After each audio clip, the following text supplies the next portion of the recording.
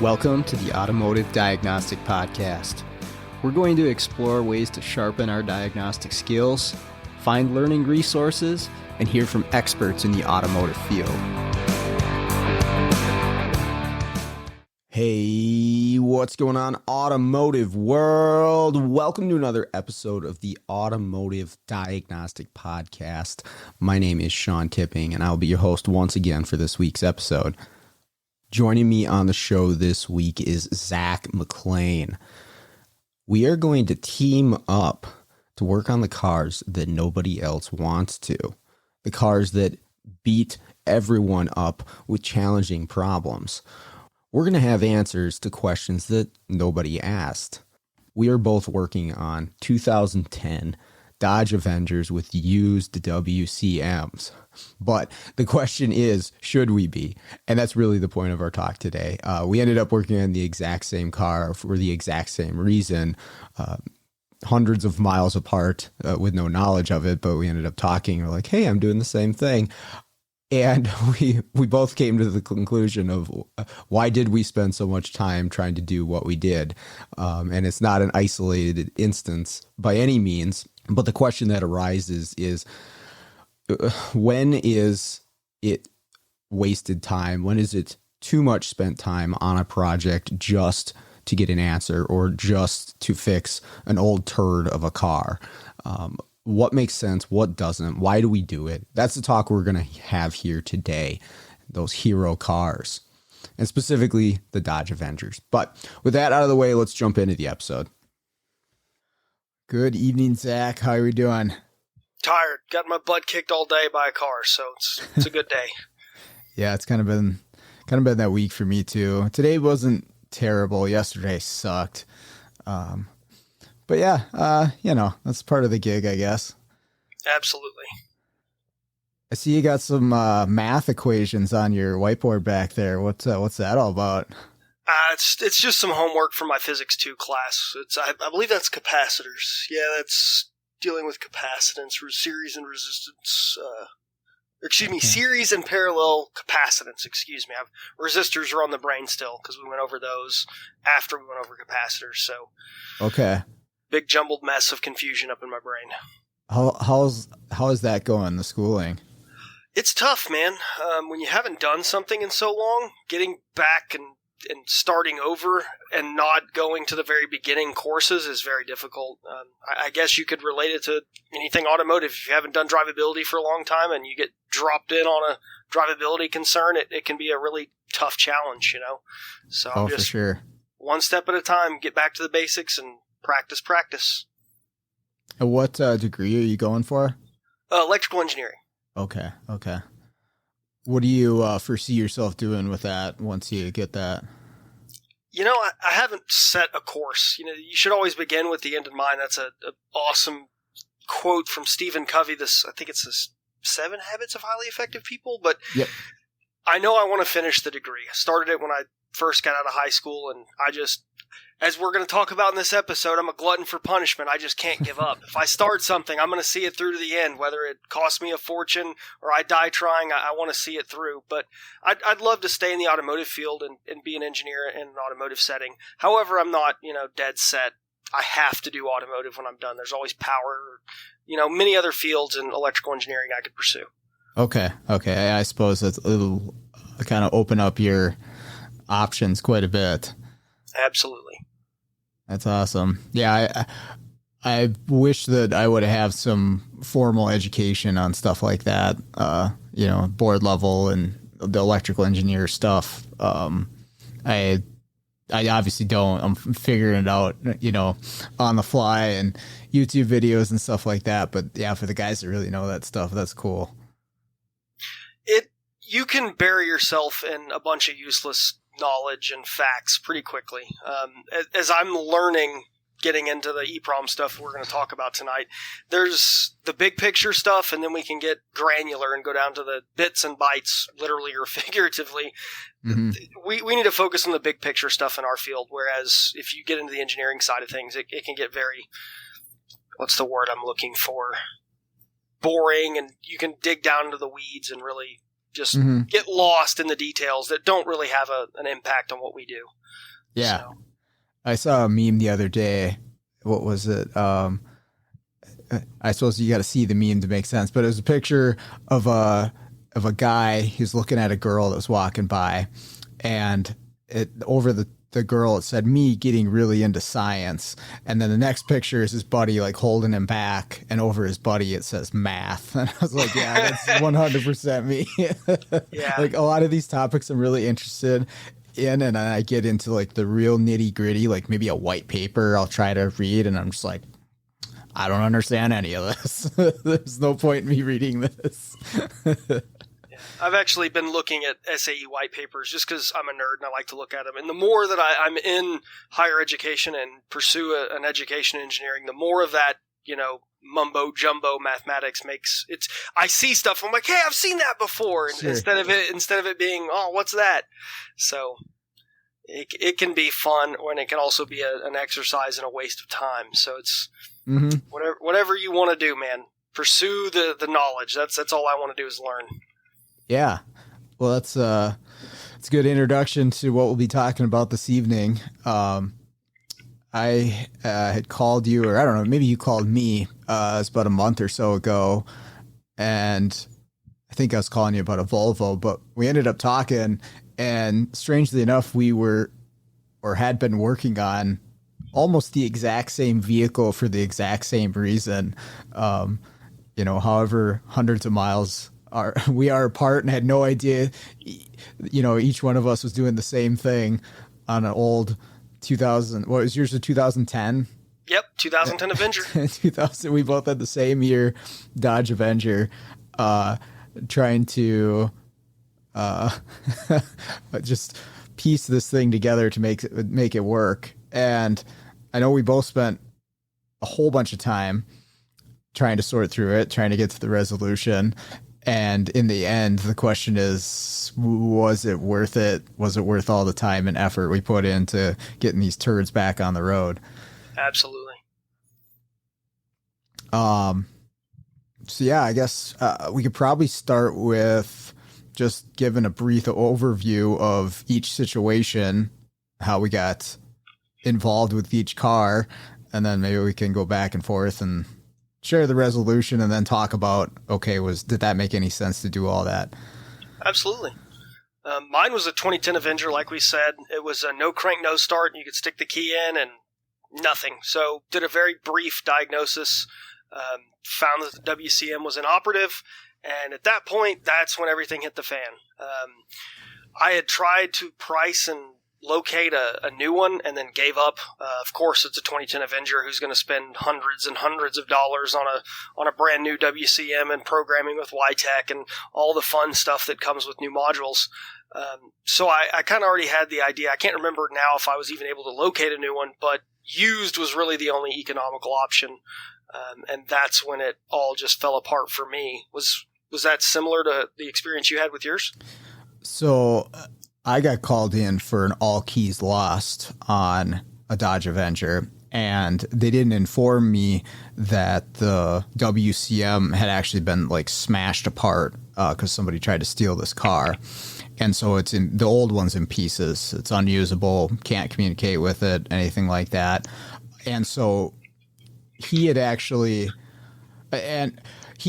purchased a new lock cylinder with key, with WCM. It all came together from the junkyard, and I didn't know that going into it. I thought I was going to be making this guy keys, which I ended up doing. But I get there, and he's like, well, yeah, this is a used WCM. You can tell there's, junkyard writing on it. It's just hanging there out of the dash.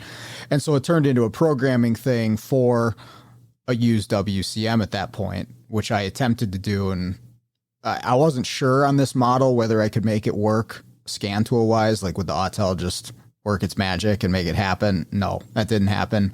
And so I just told him right out the gate, I was like, you got to get a new one. I was like, a used one's not going to work for this. The usual stuff that you try with Autel, with the pin and all that stuff, ain't going to happen. The VIN's not changing in the WCM. Get a new one. And he did. And then that's where I got into the weeds, because the new one that he got from Dodge, which actually wasn't that expensive, it was a couple $100, but the new one that he got already had a VIN in it that was not the car that I was working on. So it's not like I somehow put this VIN in there. When I first plugged into this thing, it already had a VIN in it, and it came out of a new box right from Chrysler. So what I'm pretty certain was happened is this thing got plugged into another car and then got returned to the dealership. And he tried to return it at this point, because I showed him on the scan tool. I took a picture like, hey, tell these guys, get you another one. And the dealer told him to pound sand. They're like, no, you guys put that VIN in there. We're not taking it back. So he didn't want to buy a new one. He's stuck with this one. And so he's like, can you make this work? And so that's where I ended up being roped into this one. Yeah, I kind of went down the same path, trying scan tool functions, all of the above. I used an IM608, the car killer, as I like to call it. The IM608 is a great tool, but it has its dangers. Sure. It actually was able to write the VIN. And once I wrote the VIN, I did I believe a WCM replace function, which exchanges a secret key. So I completed all the functions that would have been necessary to install a WCM in a vehicle. However, whenever that was all done, we still had a VIN mismatch code. So I can't remember the code off the top of my head, but no matter what I did, I tried putting in the original WCM swap, doing the PCM replace function, trying to exchange secret keys, moving them around. And no matter what I did, it just seemed to not get anywhere. And it was at that point that I had to have a discussion with the customer. I'm already married to the car, and we get into the EEPROM weeds. And I took it home, did an EEPROM dump, and I believe I spoke to you about the location of the chip and the size of it, and you described the same exact chip that I ended up seeing. Funny enough, that EEPROM dump showed the whole truth. There was 2 VIN locations in the dump, but only one had changed using the IM608, and that's where things got extremely interesting. So I believe you had a different solution for your VIN change versus what I ended up doing. Yeah. So if you look in, I think it's the module information or ECU info, once you're in the scan tool on most Chrysler modules, it's not just the WCM, but it has an original and a current VIN, right? And so they should ideally both match the vehicle you're in. Sometimes you'll see it in like a PCM. You'll see the original one where a used one came out of and the current VIN, and that's okay. That works for a PCM. Now, the interesting thing is here on those WCMs, when you run those functions with the Autel, it changes what it says is the original VIN to your vehicle, the one you want it to be. But the current VIN would stay as whatever VIN that WCM came out of. And that's locked scan tool wise. You ain't changing that unless somebody's got something real fancy out there. I don't know, but I tried everything I had and I couldn't change it. And it was a B2205 that it would set. It was just basically a VIN mismatch because it's seeing the VIN that's in the PCM and saying, nope, this isn't mine. I'm not going to do anything. And you just get a red light on the dash and no crank. So I didn't actually jump into the EEPROM thing. I'm talking to this guy, he's like, well, the dealer's not going to give me another one. I don't want to buy another one. What can we do here? So I ended up, and I told him, I was like, hey man, this isn't the right way to do it, but it'll run and you can drive it. And we're not in an emission state, so this is doable. But what I did is I changed the VIN in the PCM to the incorrect VIN that was in the WCM, right? The VIN we didn't want that was stuck in there. I copied that VIN, I put it in the PCM because you can do that. And that satisfied the WIN module for the VIN matching.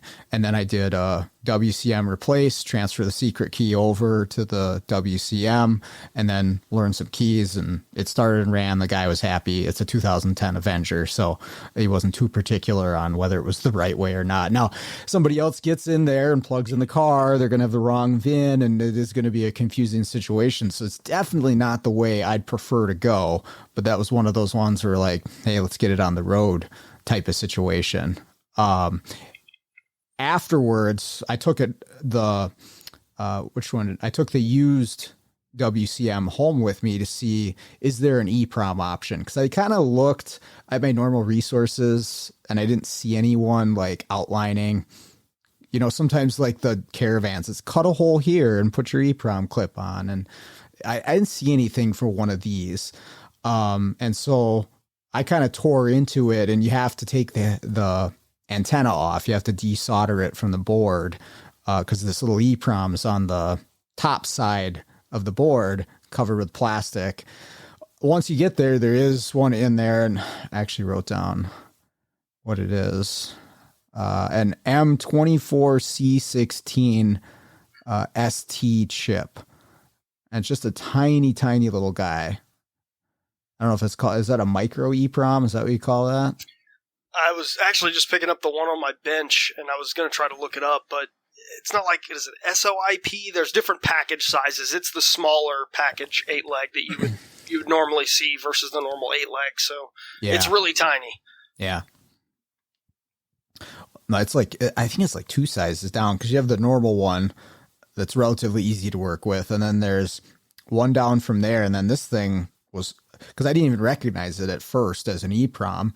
I had to do some searching, and what can you see what's labeled on there? Is it just like a L16 or something like that on the chip?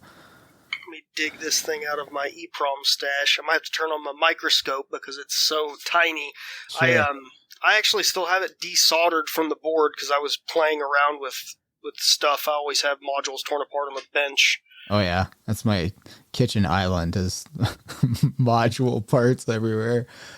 The wife is not the happiest about it. But I have my little area where I'm allowed to have my mess. But let's see if I can zoom in. Mine didn't have like the actual chip name. I ended up guessing and got really lucky. It's like a 24LC16 like you described. I think it says 16 on the chip, but I can't remember exactly what the number was. Bear with me here a minute. No, you're cool. I think it was, like C16 or L16 or something like that. And I had to do some Googling off of that to see, is this an EEPROM? And then it's always that cool feeling when you type it into Google and it comes up with a data sheet. EEPROM, you're like, oh, no kidding. This might be the info I'm looking for. And when you do enough of it, you can kind of sort through the different components that are on a board, especially something small like this. This is for anybody that's not familiar. This is smaller palm of your hand. You can go through each individual component and say, well, that's probably not an EEPROM. That looks like, that's a capacitor or that's a processor or whatever. And this was the one that kind of looked like might have some data in it. And turned out it did. I was able to read mine in circuit, but I could not write it in circuit. I don't know what you attempted or what you experienced on yours. I just went straight to desoldering. I can't even get mine to read. It's so covered in flux and nasty. Okay. I believe before I even did the EEPROM on mine, I had spoken to you and another guy, Joey Fitzpatrick. He gets a shout out for saving the day. But I believe that we had discussed the EEPROM type. Sorry, I missed the question. So you didn't attempt to read it in circuit? Oh yeah.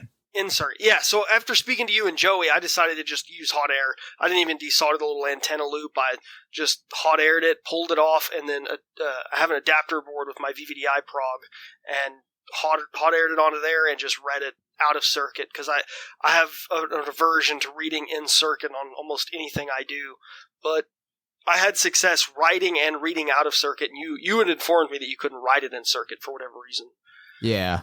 It would let me do both once I took it off of the board, but in circuit, the Autel wouldn't let me write in circuit. I actually tried with the AR32 because everybody says that's the best for in circuit EEPROM work, and it unfortunately wasn't successful for this one either. So I don't know. I know there's some modules where like if you short out certain things on the board, then you can alter things, and I'm not experienced enough to know what to do there. But here's my thought about this. If you knew where that EEPROM was in the future, you could cut a hole, use one of the adapters to get onto it without taking the antenna off and making this job more reasonable, because the work of getting the antenna on and off, and I think we're going to get to this, like exceeds the cost of a brand new part. I Googled one, and it's a couple $100. Like my time to do that, you're going to be paying me more than that just for that part of it. And that's not everything else, whether it be diag or programming or keys. And so what is the point of paying to go that far, I believe those pogo style or the very sharp pointed style adapters work really well, speaking to some friends of mine, but I've never had any experience with them, so I can't speak to how well they work in circuit. They're spendy, but they do work very well for that stuff. You have to have a feel for it. Like you press too hard and you can bend it because the pins are extremely small. But for getting a read on an EEPROM, they are really, really handy. Yeah, and I think this is a lesson in what we would call like a hero car, or marrying, a car that you shouldn't have gone into in the first place. Like the way that you did it sounds much more economical. You didn't bury yourself in time. What I ended up doing was actually getting a modified dump file. I took my donor, I took my original, pulled both dump files out, had a friend of mine, Joey, again, mentioning him again. The Google.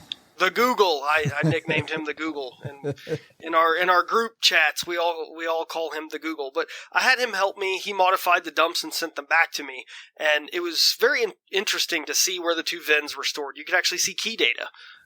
This car had been messed with by a locksmith before I ever got there. I should have mentioned that in the intro, but it had no key data in it from the original read. And whenever I had attempted to write the VIN and exchange secret key and program a key, I'd actually written a key into the data, and you could see the ID number. If you took a Key Tool Max or any sort of transponder reader, you could stick it in and read that ID, and it matched exact hexadecimal values that were in the dump file. So it was really interesting being able to do that. But I mean, it's a 2010 Dodge Avenger. Like I wasted all this time, all this energy, the resources. At some point, we have to ask, was this job worth it? It was basically a education in what not to do as a business owner, but how to accomplish something that is supposedly impossible in some circles. So it was a great learning experience, and the customer ended up happy, so everybody won.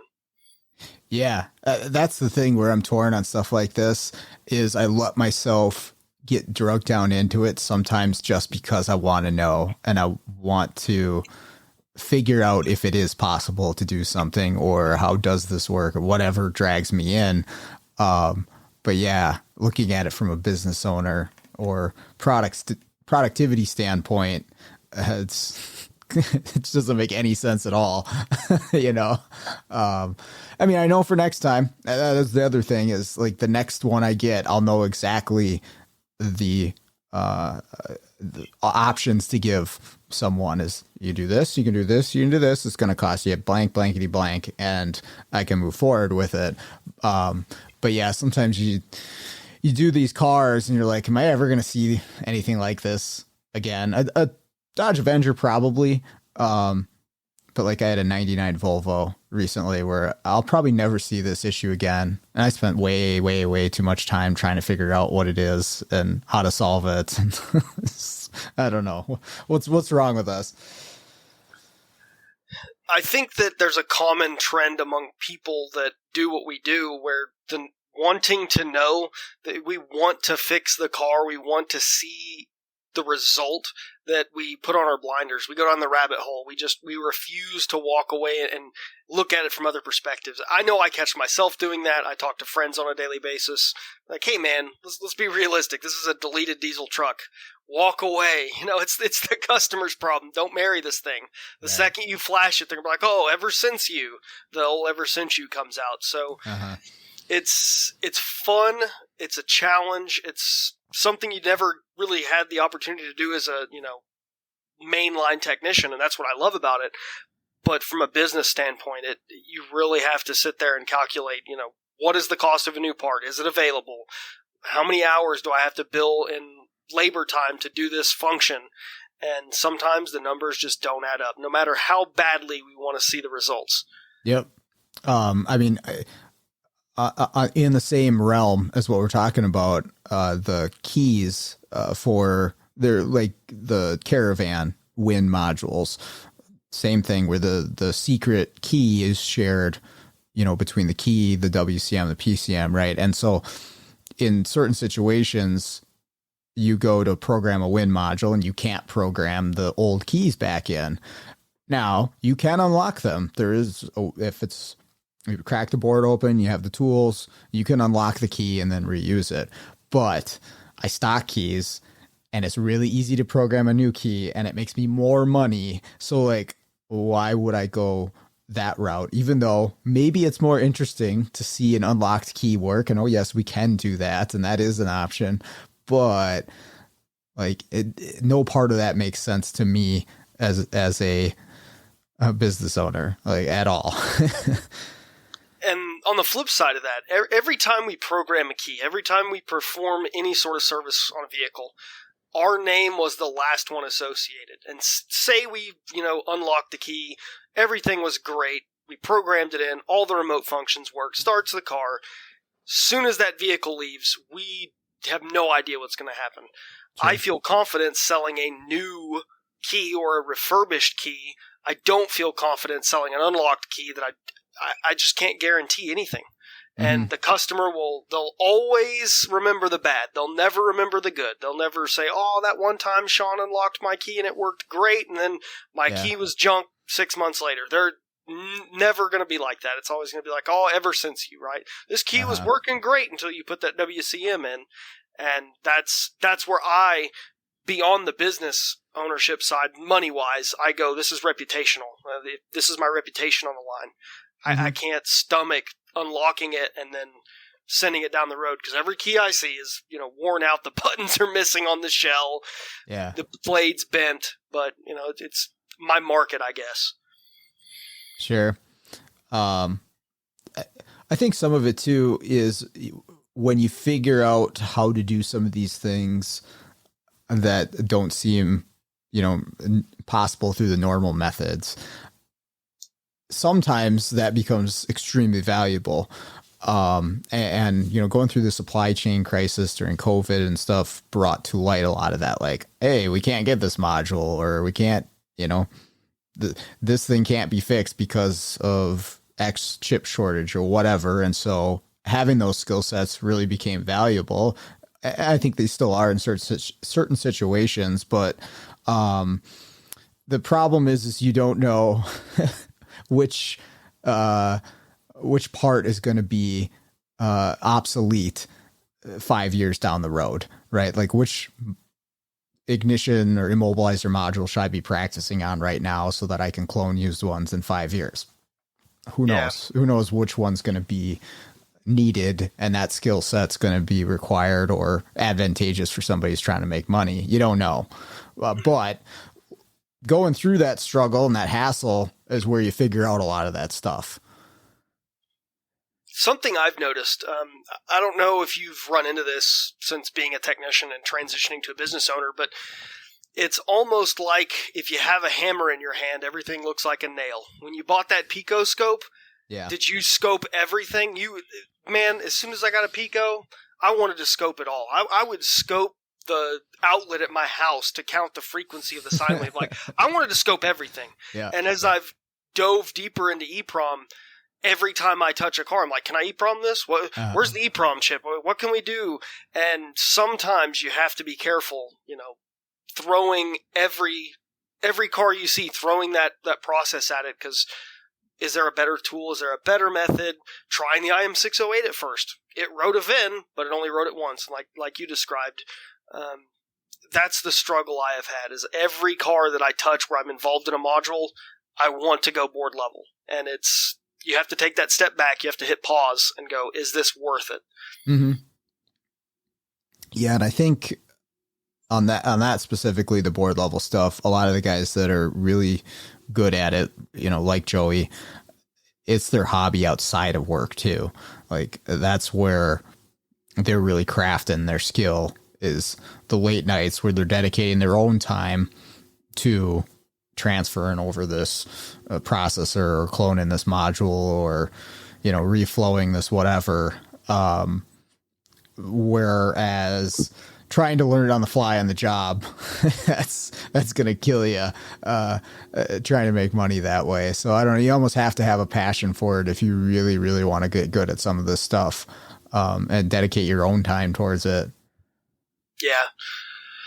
I guess the lesson is don't chase the hero cars. I mean, this one I learned multiple lessons from. I didn't have an idea of what I was going to run into doing a used WCM, and I made an assumption. And that's the dirtiest word, I think, in our trade or anywhere in the world, is assumption.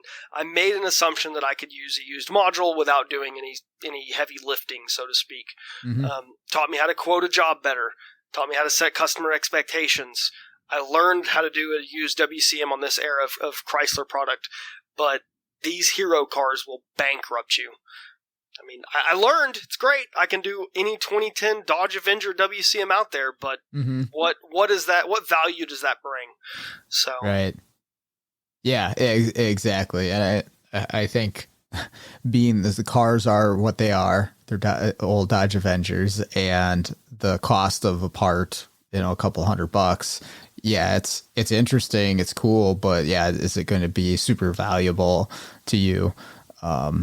But not necessarily. So yeah, hero car is a good way to put that. I used to work with a guy at Firestone who always say that when they're trying to hand out tickets at the end of the day, everybody's getting ready to go home. He's like, well, you guys don't pay hero pay here, so I'm heading home. And it's like, again, going back to, I want to solve the stuff. I mean, that's why I like diagnosis so much, is the satisfaction of getting to that resolution, figuring out what's wrong, fixing the car that can't be fixed, whatever. That's a cool feeling. That's like a dopamine rush that it's hard to match with a lot of other things that we do. But man, yeah, you can get drugged down into the weeds, like auction cars and flood cars and vehicles that have been hacked apart by other people. And all of a sudden you're just like, oh man, this is going to be half my day trying to sort through this mess. And I got 5 other, I should say easy programming jobs. You never know, but until TLC needs reinstalled. Yeah. Oh my God. Beep boop. It's been brutal the last couple of days, man. The unforeseen things, like if you're dealing with an EEPROM situation and you try to read something in circuit, or you cook a chip when you desolder it, you're up a creek.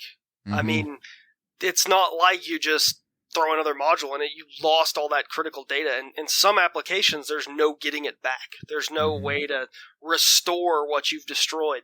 So it's a double-edged sword. It really is. You can really dig yourself a deeper hole than you started out in. Luckily, that both cars in our situations, you couldn't have gotten worse. They didn't start and run, but yeah.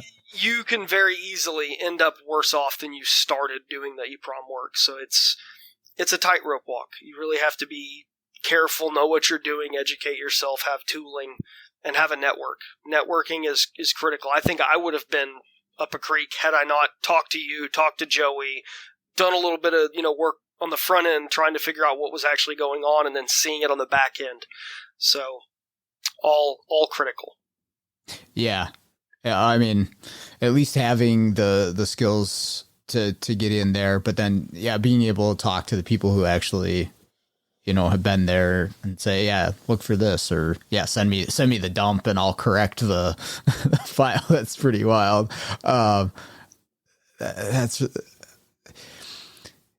I struggle with this a lot. I really do. I said a Volvo, I think I was telling you about recently, where it was same situation. I was just, they actually just called me to clone the ECM for it. At this shop, they said it's a 99 S70. Can you program a used engine control module?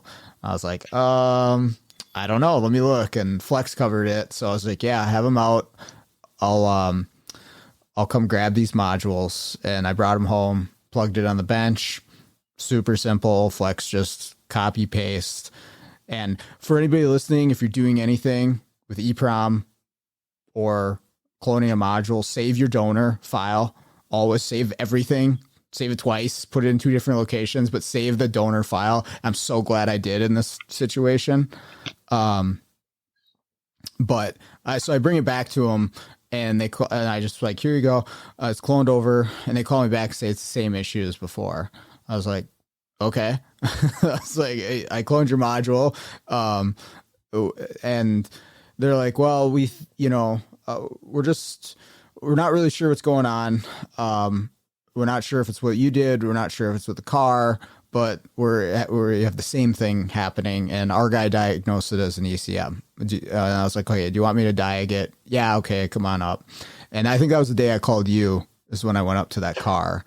But basically, and I don't want to make this drag this out too much, but basically what would happen is you'd go to start the car after a battery disconnect, and they figured this out. I don't know how.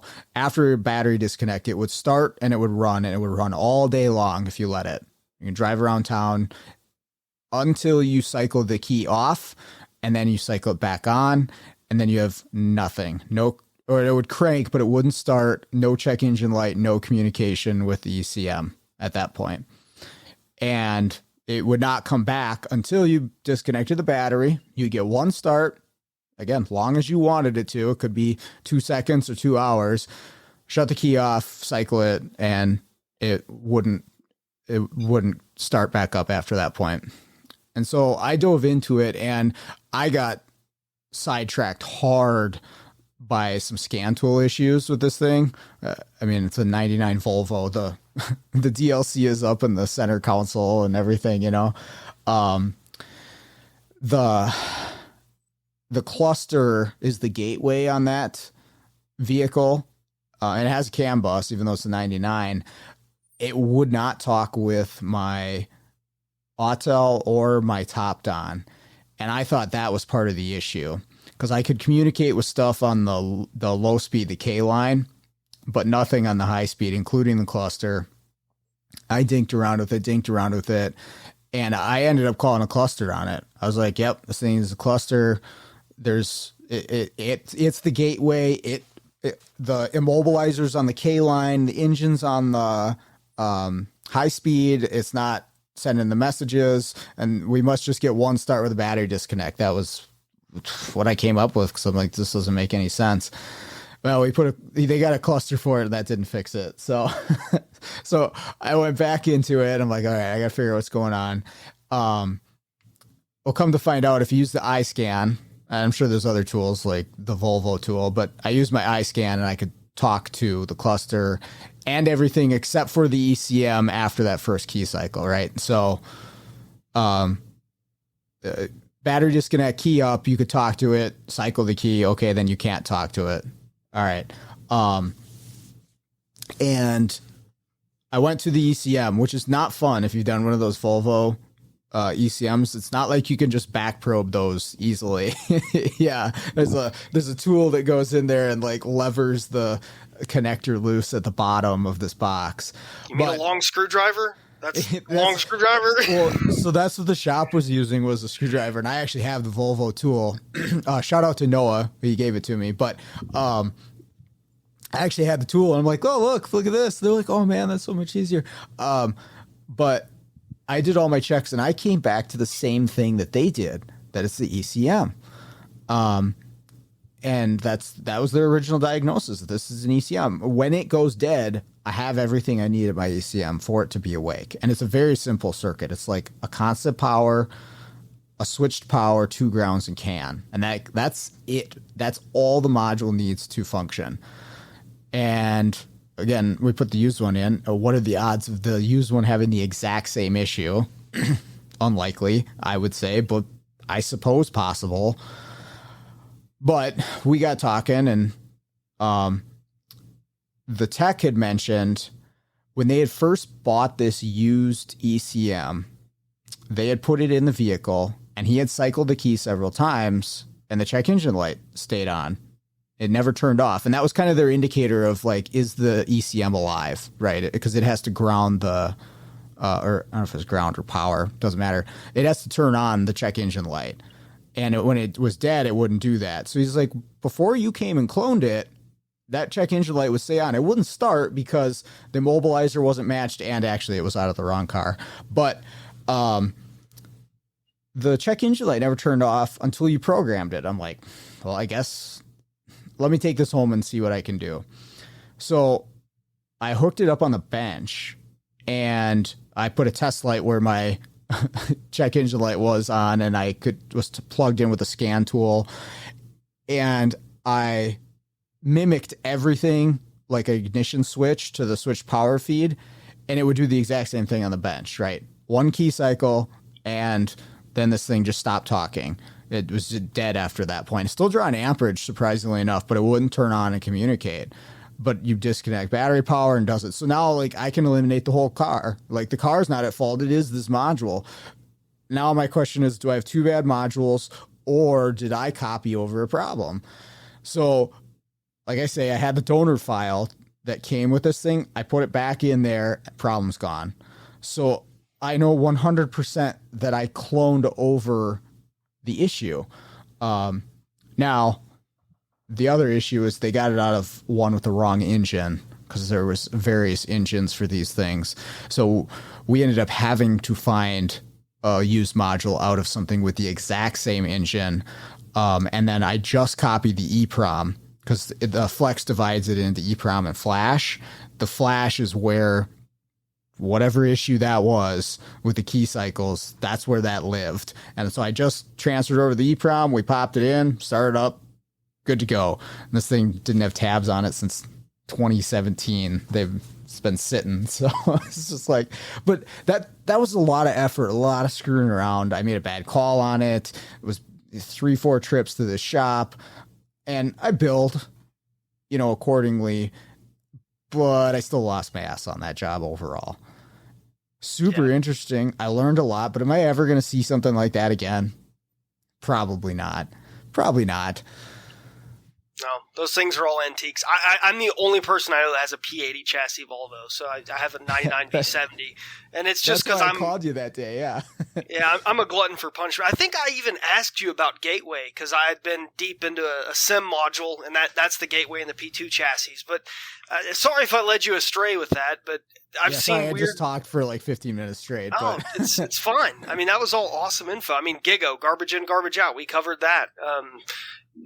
What's the phrase I'm looking for? Not garbage in, garbage out, but unknowns. You didn't know the history of the car. For example, the S60 I owned, I got it for like $450 because the SIM was corrupted due to a low battery. So who knows? Maybe the ECM got corrupted. I mean, we have no idea of knowing, but there's just all these strange variables that we cannot account for because we just don't know. You don't know what you don't know, right? Mm-hmm. Mm-hmm. And you run into some weird cars, especially the Swedish stuff. Stay away from the Volvos and the Saabs unless you're a glutton for punishment like me. Yeah. Volvos. I had another one today, which the tech went down the weeds, but it was just a starter. Super weird. That one too, if you would disconnect the battery, you'd get a crank out of this thing when you reconnected it. But then it was very, very intermittent, sporadic after that, if at all. And he's like convinced it's a computer problem, blah, blah, blah. And luckily, like, I'm coming in from the outside. I'm not tunnel visioned like him. So I'm just doing my basic checks. I'm like, I jumped the starter relay. I'm like, can you hit that starter? And he hits it. And he was so pissed because he had the whole dash door part on this thing. I felt bad for him, man. But yeah, I don't know.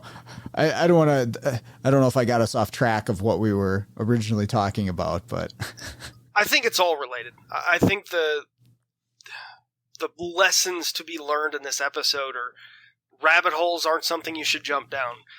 Know what you're getting into before you do it. The hero cars are never a winner, and have a strategy or a procedure, and it's going to help. Diagnostic procedure, or how do you do EEPROM work? Save the donor file every single time. I mean, I've been burned from using VVDI2, and I'll write and lock a key, and then open the wrong file and lock another key, and now I have 2 keys, but only one of them will work with any given file. So if you don't have process, if you don't practice, if you don't know, you're gonna end up in these spots. So I think it's all relevant. Sure.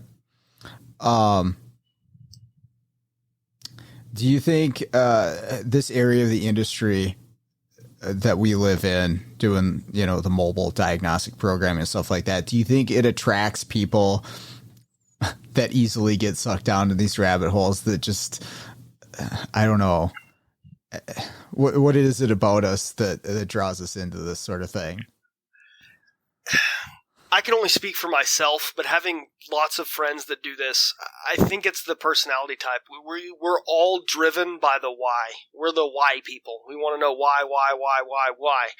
And there's some great guys that run around in the groups that we run around in that are exceptional business owners. They have learned how to take their desire for why and file it away. Mm-hmm. But even they have gotten their butts kicked. I know several friends of mine who run successful businesses who don't take on hero cars, who charge what they're worth, and they still get their butt kicked. So I don't think it's avoidable. I think there's something about mobile techs. We're the ones that want to know why. And I think it's probably unique to our section of the industry. We're just driven that way. I don't know. That's the best way to put it, but that's how I see it. I think it'd be boring if there wasn't any of that, if everything just kind of went according to plan, even if you're making good money at it, that part of it's nice, but I think it wouldn't be as exciting. It's just, you never know when that challenging car is going to be around the corner, and you hope it's not Friday afternoon, but I kind of want a little bit, like, just give me a little bit of a challenge. I want to think through this somewhat today, or work my brain out, I guess. I don't know. I think that doing what we do, what's the phrase? I'm struggling to find words at the end of the day, and I've been getting my butt kicked by a car all day, but we get tired of the same old, right? You can only do so many GM module programmings before it's like autopilot. And then when someone calls and says, hey, we got this wild, crazy car, you're like, I'm in. Tell me, when can I be there? Yep. I mean, sitting right here in front of me is a BCM. And this was probably a 4-visit extravaganza on a Dodge Ram. And as much as I hated trying to figure this problem out, I couldn't stop. It's like an addiction. You just got to keep going, because this was different. It wasn't, hey, hook up with YTech 2, do an update, or, grab FJDS or IDS, get the solenoid strategy written. You can only do that so many times before you just get tired of it, and you're like, oh, another Ford module programming, or another GM TUN. So I think we get bored, and we just chomp at the bit for these, nightmare cars to exercise our brains, to get the diagnostic juices flowing. Yeah. Did you resolve the Dodge? Yeah. It's funny enough. This BCM was the fault. It had CAN messages coming out. I spent way too much time on it. It would send CAN messages out, but you could never communicate with it. And the RFH, you could stick a key in the ignition node module, turn it, and the RFH would never change key position. So it was really strange. I thought, is my ignition node module bad? And I had a used one, so I swapped it out. Not exactly the best thing to admit on a podcast about diagnosing, but I had a known good used component. It doesn't require programming. Didn't change anything. Did research, found that the RFH would send out a wake-up command to the BCM. Scoped that at the RFH at the BCM. It was present at both places. Let a test slide. It was 12 volts. Hey, man, got a bad BCM. And this shop actually called me because they wanted an RFH put in. Okay. They would have put in an RFH, and we would have been right in the same spot, and they would have waited 4 months because we're talking about supply chain issues. Luckily enough, the BCM was in stock. I guess those aren't failing left and right, but it was an interesting one. It was tough. It took me a few trips to be able to resolve it. Okay. Yeah.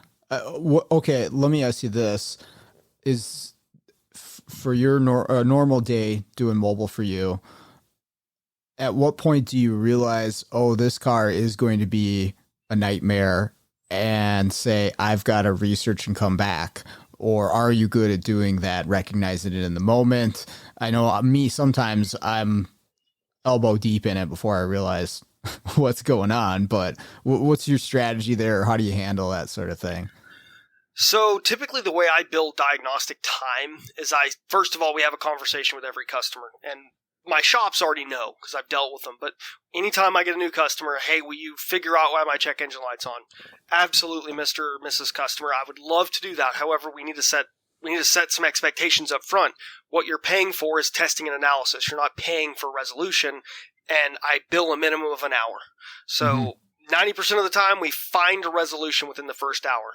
But there's that 10% of cars, this Dodge Ram being one of those 10%, that we take longer than an hour. And what you get is an initial hour, and after the hour's over, I come to you and we have a discussion. And after that hour, you already know if you have direction or you don't. And I'll just flat out tell the customer, hey, customer, I've tested X, Y, and Z, generalized tests. I know that A, B, and C are involved, but I haven't been able to confirm that they're, correct or working. I'm going to need more time, and I believe it's going to be this many hours.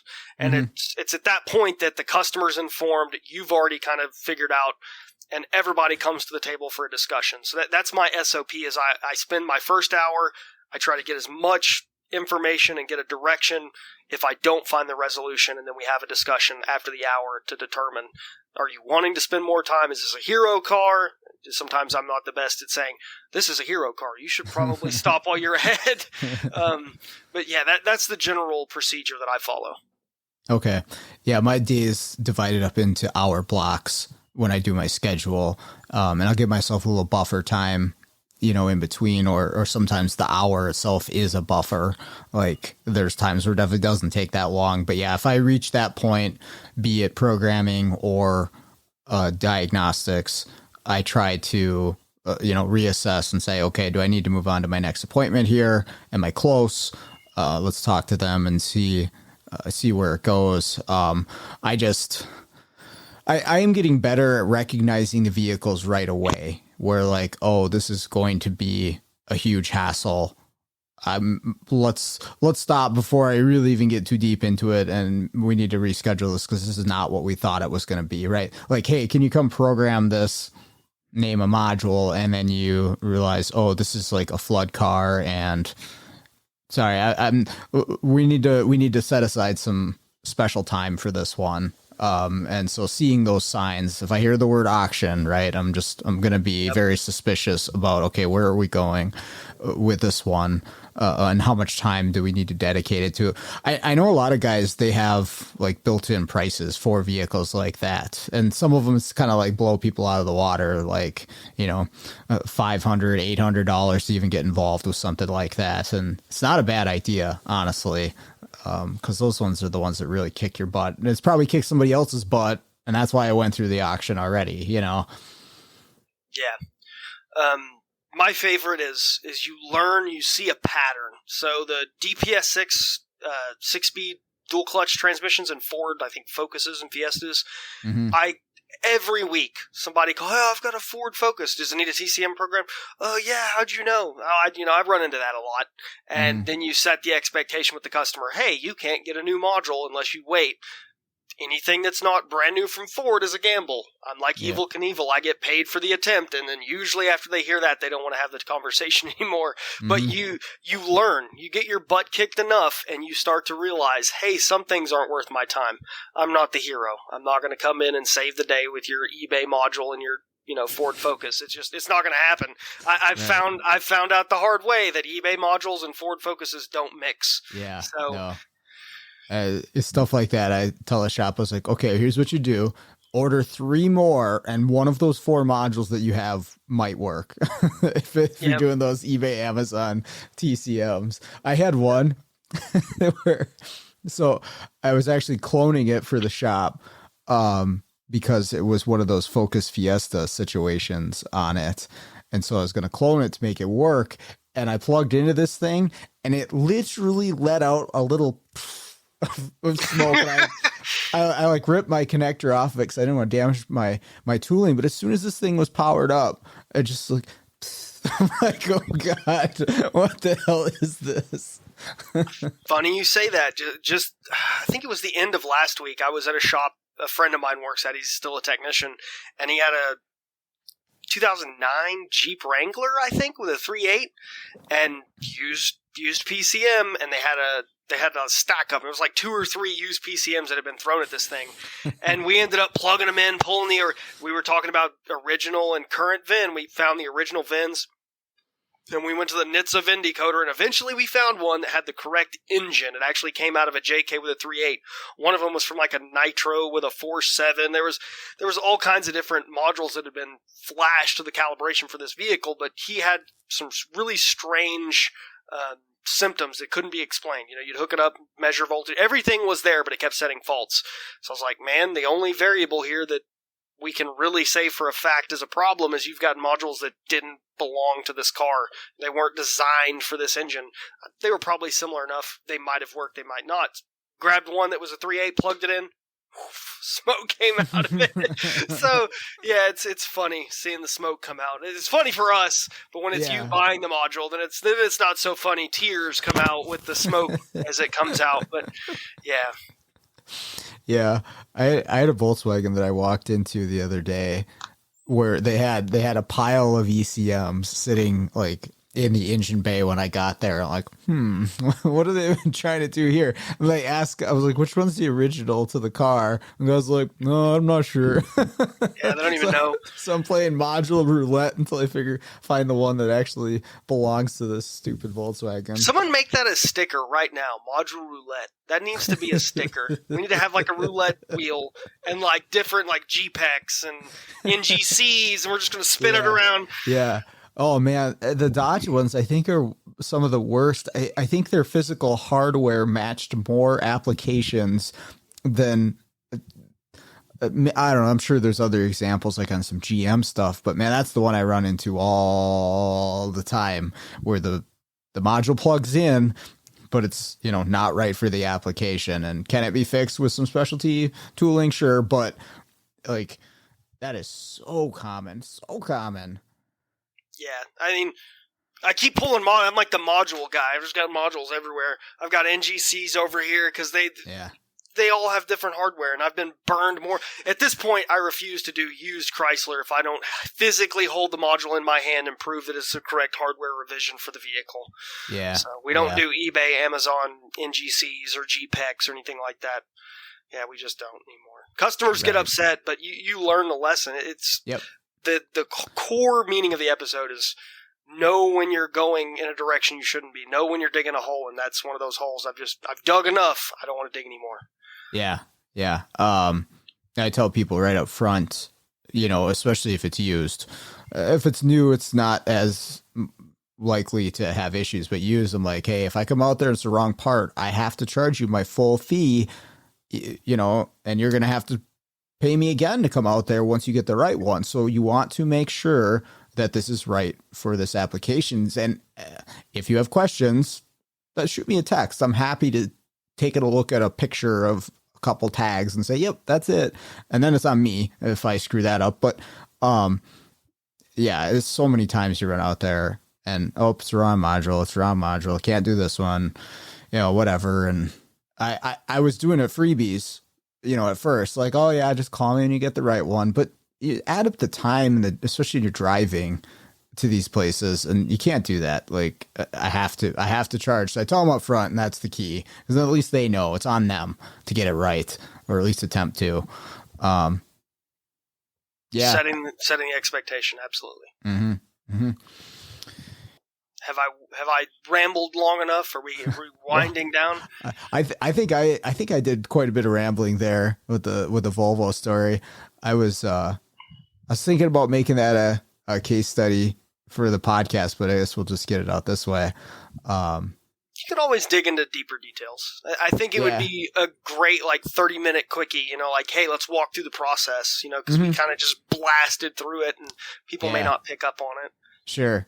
Yeah, I kind of wanted to compare the flash files between the used module that worked and then the one with the corrupt flash file, just to see, is there something, actually, here's the other thing. I saved, which module? I saved the used module. Can I run to the restroom real quick? Oh, yeah, go for it. Sorry, dude. I'm about to lose it. Do your thing.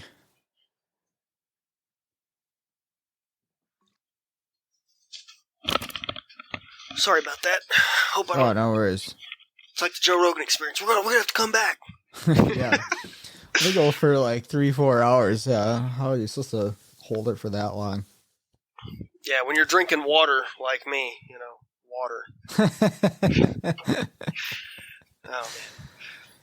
But as you were saying, the Volvo, you were going to compare the flash files? You wanted to compare them? Yeah, just to see if there was a section that's noticeably different, because you can use some hex editors and do a compare.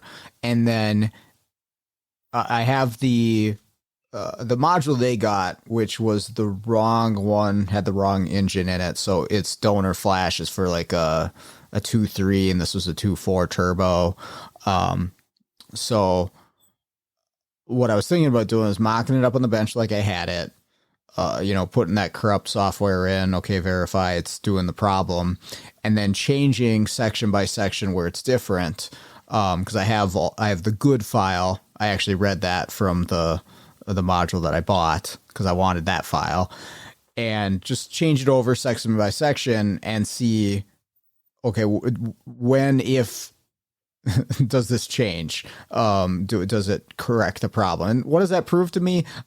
I don't know, probably not much, right? It's some corrupted lines of code, and it will probably never help me in my job ever again. But I'm curious. I'm curious. I'd like to know what section, how did it get corrupted? What numbers changed, and what did it get changed to make this module only power up once per the flash? That's the part of it I think that keeps me up at night. How programming can cause this module to turn on only once, and then when you cycle the key, it doesn't turn on again. And if you would have asked me, would the flash do that? I'm like, nah, that's a hardware issue. That's what I told the shop at first too.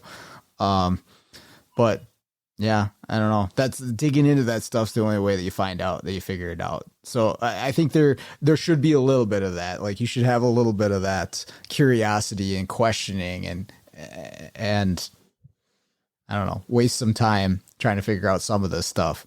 It's good to a point. There's a balance. You have to find the balance. Because I ate it on this Avenger, that shop thinks I hung the moon. They think I'm some magician now. And that's a good and a bad thing. But, it can be a bad thing, yes. Yeah. They're like, oh, check out this Flood Land Rover we got that's been sitting for 12 years. But it gives you some credibility. It builds the rapport with the shop when you can bail them out. But you can't let it become... It's almost like when you're a teacher. How many times when you were a teacher, you're a pretty laid back, reasonable person. I'm sure if you had a kid that was on their phone, okay, whatever. But if they're sitting back there in the back of the class, and they're distracting other students, where do you draw that line? And if you let that behavior occur one time, you are possibly laying the groundwork for them to think it's acceptable. And it's the same thing with a shop. Where do you draw that line? Where do you set the expectation? I'm not a miracle worker, but I can do some cool stuff. Mm-hmm. That's the hard thing to figure out. I've definitely had that with some shops where they believe I have a magic wand and can, change or correct any issue that they have because I did maybe one thing that was, unique or they had trouble with, and I got them a solution. And so now they're just like, well, hey, can you turn this off and delete this thing? And I'm going to put a 5.7 in this car that had a 3.6, but then we have a different transmission and then a cluster and I'm just like, no, it doesn't work that way. Yeah. Sorry. Yeah. So yeah, you almost want to be careful a little bit there with, the reputation that you build. Don't set the bar too high. I don't want to be the flood car parasitic draw guy. As fun as those can be, I don't want that to be the thing that I'm known for or called for on a regular basis. Yeah. I still want those GM TCMs, And I hate to relate it back to a shop, right? Because there's so many things that I disliked about being a technician and working in a shop in a production environment, but those brake jobs, those oil changes we can debate on, but like the ball joints and the easy gravy money, that financed the hard stuff. Mm-hmm. Like if you lost your butt on some stupid diagnostic problem, you really were able to make up for it if you were good by doing brakes and ball joints. And the shop's the same way. Their profit numbers are made up for on those big, GP items when they lose their tail on something. So it's the same way, I guess, with us. We lose our butt on some, but those GM TCMs, this gravy, baby. 6L80, 6L90, money printer. Yeah, yep. Yes, sir. Yeah, that's a crazy thing, though, isn't it? Because you can make great money doing those, and as long as TLC is working, you can do it very quickly. And the other thing is with that, and I had a discussion with this a while back with Tommy and Pedro, is like, I could show somebody how to do that, and with the equipment, like I could have you doing that in a few hours easily, right? But the diagnostic work, which is way more difficult, like I could show you, like, here's how I diagnose this. If you've never done it before, you're not going to be able to do that without years of training and experience and getting your butt kicked. And yet somehow that's making us less money. Right? The much more difficult thing to do that we can do is making us less money. Now, there's argument, okay, charge correctly for it, but it's so easy to make money with that programming, or like you say, the ball joints or the brakes in the shop. It's just, it's odd how that's worked out in our industry. People say they don't make money doing diag, and I will say it's harder money to earn, at least in my experience and opinion. It's more difficult to make the same level of money doing diagnostics as I can doing programming, but man, I bill. I'm strictly an hourly rate, and it is what it is, and if a customer doesn't like it, hey man, pick it down the street, doesn't hurt my feelings. But man, I've had tickets where I made $600 easy within 2 hours, 3 hours, with all the fees, service calls, etc. I make good money doing it. It's just the time sink. You lose those 6L80s. You lose those easy solenoid strategy rights. You bill a certain dollar amount for, but it takes 30 minutes and you're in. That's from the second you roll in and put it in park to the second you're driving out with a check in your hand. So right. I agree, but it's so gray. It's such a deep topic. You could have an entire podcast episode on that. Yeah, and we kind of did with Tommy and Pedro. That's what we were talking about. And actually, I just did another one. I haven't even released it yet with a few other people on billing properly for diagnostic time, and it really applies a lot to a shop. But we throw some mobile perspective in there as well. But that's the key, is at making sure that you're billing correctly for what you're doing, for the time that you're spending, and taking into account too, like, be real with yourself, but ask yourself, like, are they going to bring this somewhere else and get this figured out? And that's the one thing I've had to remind myself of. And not that I'm some super special person, but the particular 2010 Dodge Avenger with a used WCM, I know the other mobile companies around me are smart enough to say no to that. So, like, where else are they going to bring it that's going to make this happen? Like, I need to be aware of that and charge properly, knowing that, okay, this specialized job, they don't have a whole lot of options to get it fixed, right? Yeah. I hate to sound like I'm taking advantage, but when you're the only one that can do the job, you tend to be able to set the price. And I don't want to be unethical. I don't want to take advantage of customers, but at the end of the day, I kind of realize in my area, nobody does what I do. There's dealer techs that at 6:30, they clock out and they go to a shop and they charge $50 to do a, Y-Tech 2 programming event. That's great. They made beer money. But when it gets down to it and we're getting into used modules and we're getting into EEPROM work, nobody around me does it.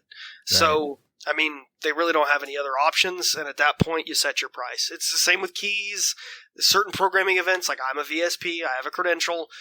Nobody's going to do like Fiat chassis BCMs on Chrysler products, I think, are all that rolling code where you have to have your VSP. Nobody's going to do it. You can drag it to the dealer, you can call me.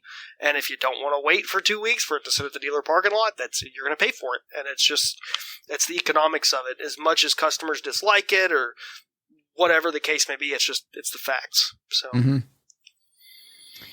Yes, sir. Hopefully you edit out all my ums and my what am I thinking to say, and I hopefully don't sound as stupid. I leave all my ums in there. The listeners get the lovely experience of every 3 or 4 words. So I think the ope counter. I think I only heard like 3 opes. You're gonna have to do better on your opes. That's not very Midwestern of you. I have a shirt that says "Ope, just gonna sneak right past you," and it's got an outline of Minnesota behind it. Yeah. I can't stop it. It just, if I bump into somebody, it just like leaves my mouth. I can't do anything about it. Yeah. So it's the same with me and y'all. I sound like the Beverly Hillbillies. When I was in Philadelphia and I was like, "What are y'all doing?" And they're like, what the hell did you just say? What was that? What are y'all? And they're like, "What is that? What does that mean?" Yeah. We all do it. We all speak our own dialect of English. It's Anglish here, but yeah, same thing. Cool, man. Well, thanks for joining me tonight. I appreciate it. Thanks for having me. Hopefully some people gain something out of it. Listen to me ramble. All right. That's going to do it for today's episode. Thank you, Zach, for spending some time with me this afternoon. Really appreciate it. And I'd also like to thank everybody else out there for listening to the show and all the feedback I've been getting. Always appreciate it. But with that out of the way, let's get out there, start fixing the world one car at a time.